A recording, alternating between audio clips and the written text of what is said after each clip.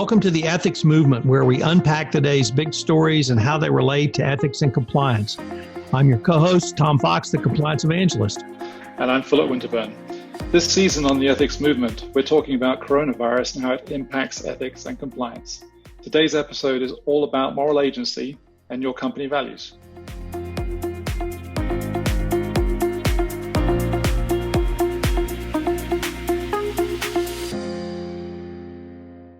The old school way of training employees denies them moral agency.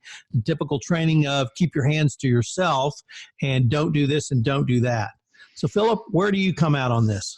Well, I think it's a fascinating area. As we look at moral agency, the idea that the way we've been training people and the way we've been informing people in the past, so much of it actually reinforces the stereotypes that we see out in society, and results in an increase in sexual harassment within organizations rather than a decrease.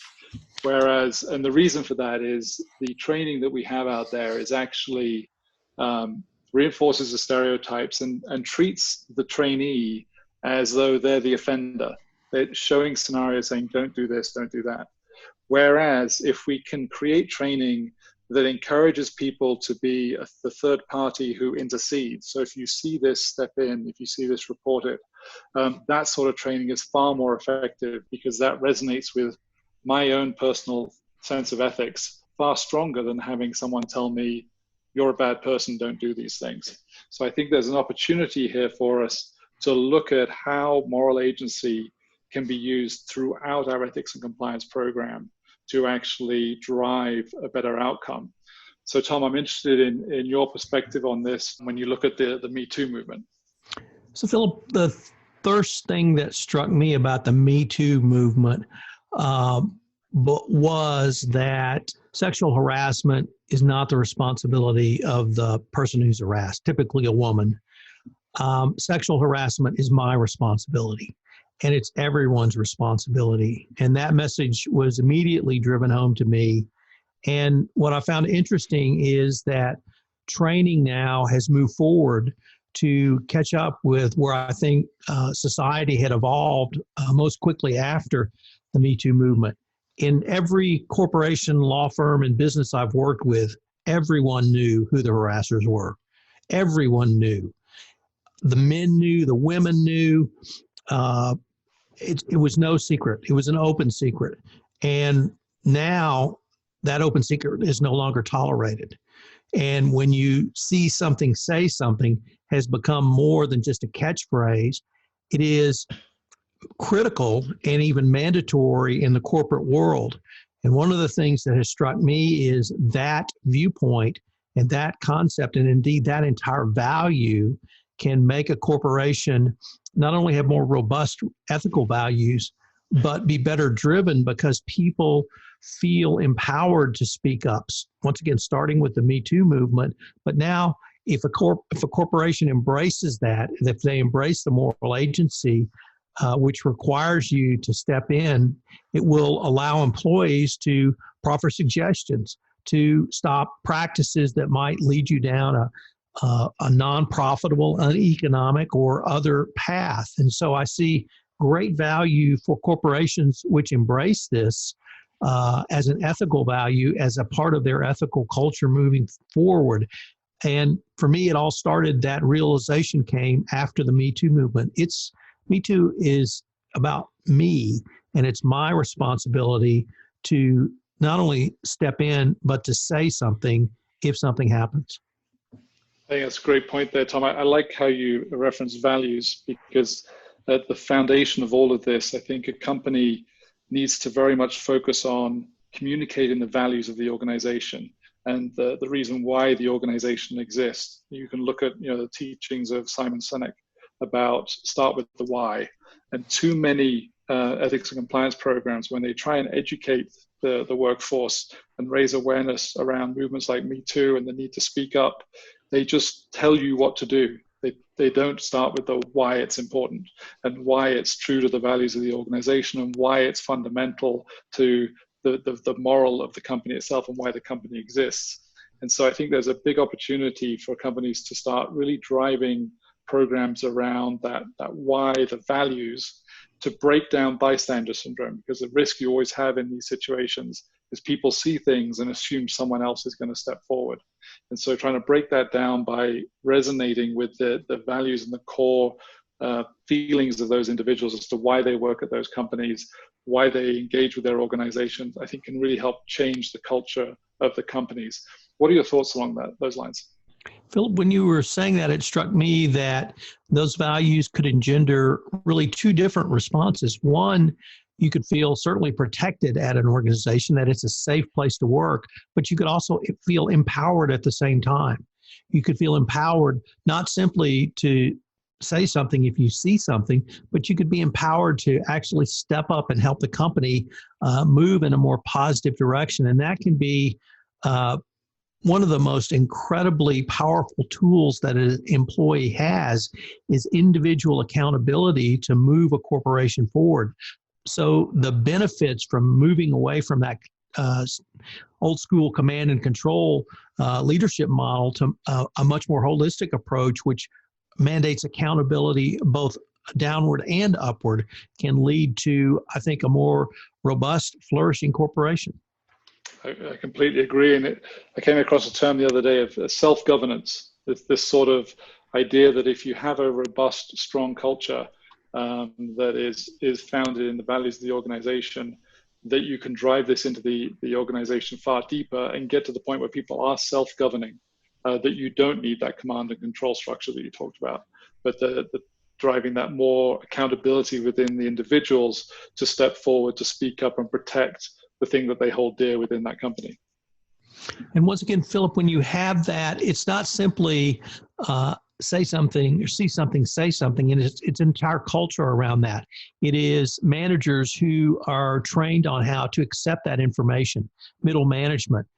In this time of corona crisis, I was interested that in the Financial Times yesterday, they wrote about the criticalness of middle management, particularly when people are working from home. And I think that resonates exactly with your message. But middle management is critical. Top management is critical. Individuals are critical. And to have a process that allows that information to move up and down the chain would seem to me to make your company much more robust. And I know we're going to get into the coronavirus crisis and some of the specifics, the challenges for Seacoast in our next segment. But now, even more so, it would seem to be more important. I completely agree. And that comes back to, we started with sort of a moral agency, but the modeling of moral agency from both the top and the middle of the organization, from that leadership is critical. And also within that, the transparency that comes with it. So if I have the courage to step forward, to speak up, to intercede, the organization needs to embrace that and celebrate that and create transparency around that so that others then follow that example. So, Philip, we're actually on schedule for a break. And coming up next, we're going to address how moral agency with your workforce while the coronavirus situation is ongoing is not simply needed, but actually mandatory.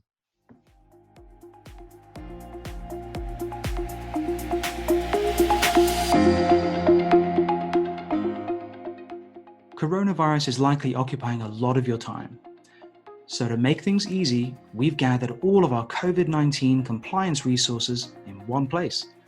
Go to conversant.com and click on the blue banner to access webinars, articles, and more. While the government's trying to flatten the curve, we'll help you stay ahead of it.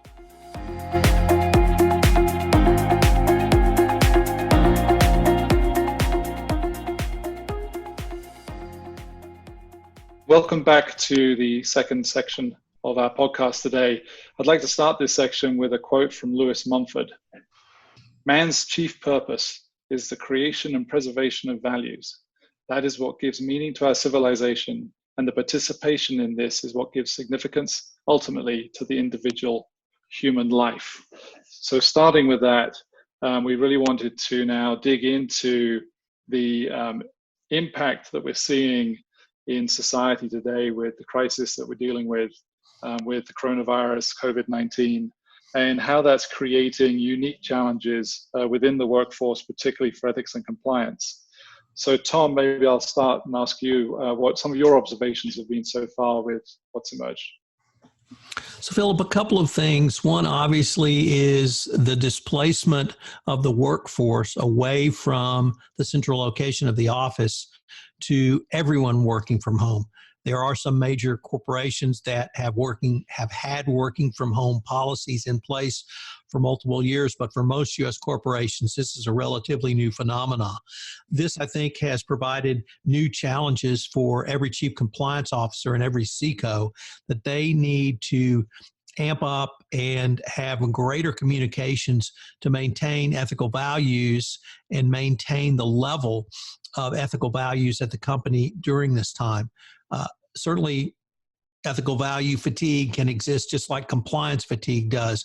But I think messaging in a new, unique way can help companies just keep that message going, because as employees sort of self-isolate in their own homes, it's going to be more difficult to maintain that team spirit, those ethical values that you're able to generate and talk about when you're at home. So I think CICOs will have a greater challenge and greater pressure on them to make those communications and keep the ethical values up high. And if I can add a second one that you might want to think about, Philip, in addition to the coronavirus health crisis, we are in an economic crisis as well. Part of that is because of coronavirus. Part of that is the Saudi Arabian oversupply of oil driving down energy prices. And part of that is the stock market bubble that we all knew was coming finally hit. The bottom line is that companies are under greater financial pressure now. And when you're under greater financial pressure, sometimes processes are not followed, sometimes things are overlooked, and sometimes mistakes are made. And so CICOs have to be ever more vigilant now that nothing slips through the cracks in terms of a compliance failure or a compliance violation in doing business.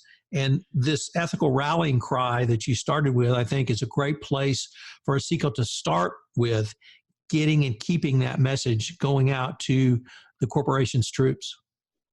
Yeah, absolutely. I think I completely agree. I can see those two. I'll add another two. One's from my own experience as we are now ourselves working from home, is the time pressure.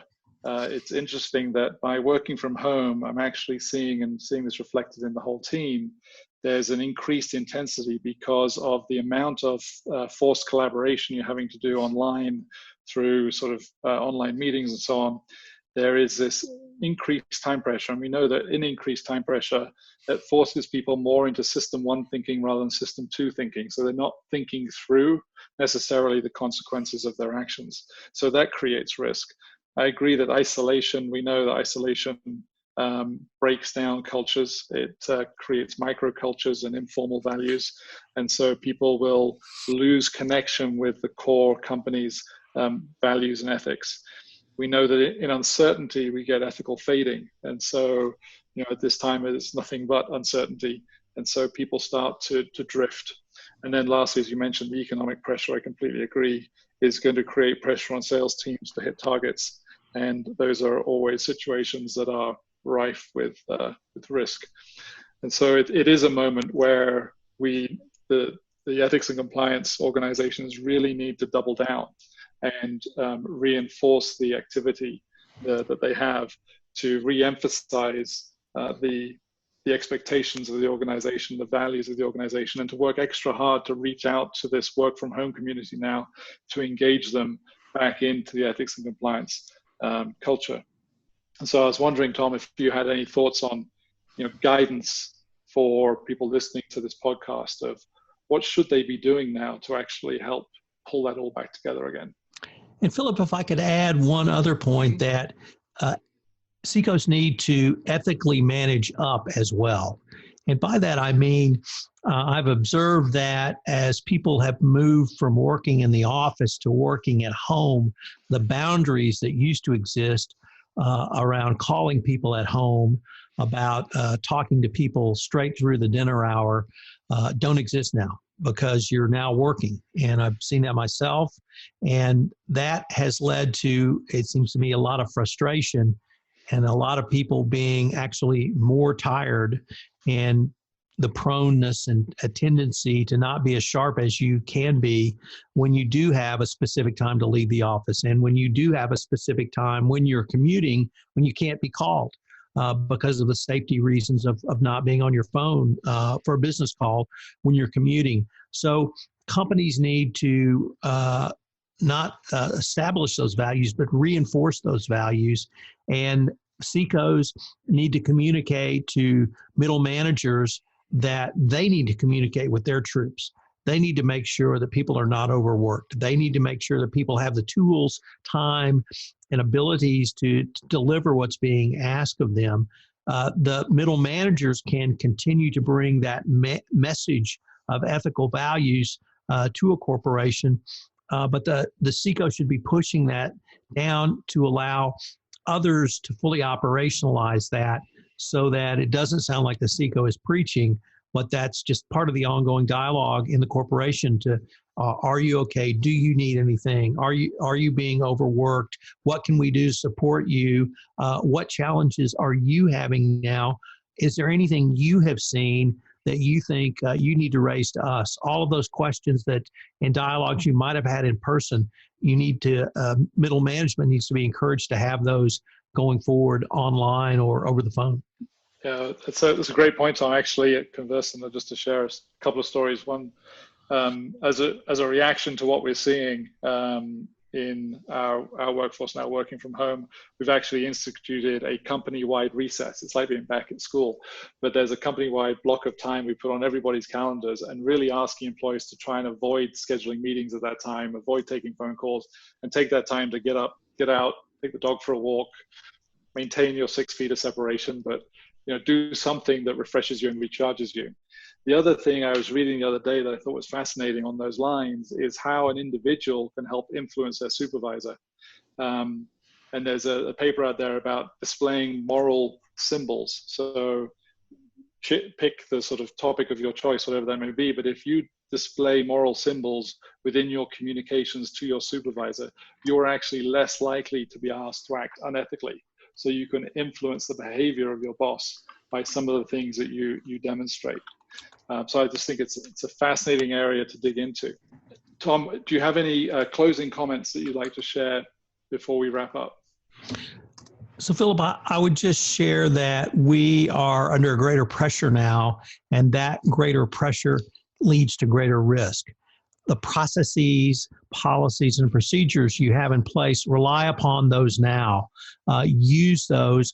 If you need guidance, review those policies and procedures and dust them off and utilize those. But keep in communication, keep asserting and bringing to the fore your ethical values and why they're important, even more important now, where employees might think, well, I'm working from home. What trouble can happen here? If you see something, say something. Take all of those concepts that we have all now learned and internalized from Me Too and bring them forward for your company. It will make your company more strong, more robust, even in this time of coronavirus, and you may come out at the end of the day actually better. Absolutely. Yeah, I would think this is a great opportunity to take this time to, as you say, dust off those policies and actually refresh them. Go back to the reason why your organization exists and why the ethics and compliance program exists, and drive into the values of the company and refresh those policies so they really engage your employees now that they're working from home and need the extra support, and help them defend your company in this time of crisis. So with that, just to finish, I would encourage everybody on the podcast to please join the Converge community to be part of this conversation. In there, you can get advice from your peers and industry leaders, find new episodes of this podcast, and there are other great resources to help you change the world one company at a time. So thanks for joining us. I'm Tom Fox, the Compliance Evangelist. And I'm Philip Winterburn. Thank you.